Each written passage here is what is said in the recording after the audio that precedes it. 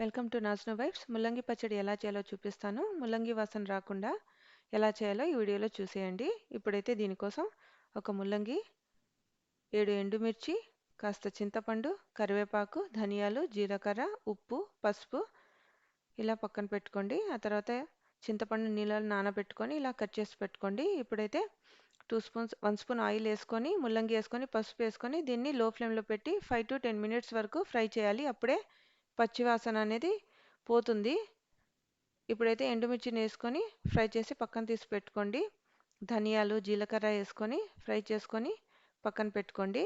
ఇప్పుడైతే మిక్సీ జార్లో ఎండుమిర్చి, ధనియాలు, జీలకర్ర వేసి మిక్సీ పట్టుకోండి. ఆ తర్వాత ముల్లంగి వేసుకొని, చింతపండు వేసుకొని, కాస్త ఉప్పు వేసుకొని ఒక 2 to 3 పల్స్ వరకు మిక్సీలో పట్టండి. ఇలా పట్టుకున్న తర్వాత ఒక ప్లేట్లో తీసుకొని పెట్టుకోండి. ఇప్పుడైతే పోపు వేసుకోవాలి. పోపు వేయడం వల్లనే టేస్ట్ వస్తుంది. 2 స్పూన్స్ ఆయిల్ వేసుకొని, పోపు దినుసులు వేసుకొని, కరివేపాకు వేసుకొని, ఇలా చట్నీ వేసుకొని బాగా ఫ్రై చేయండి. ఒక లో ఫ్లేమ్లో పెట్టి 10 మినిట్స్ వరకు ఫ్రై చేసుకుంటే చట్నీ రెడీ అయిపోతుంది. నా ఛానల్ లైక్ చేయండి, షేర్ చేయండి, సబ్స్క్రైబ్ చేయండి.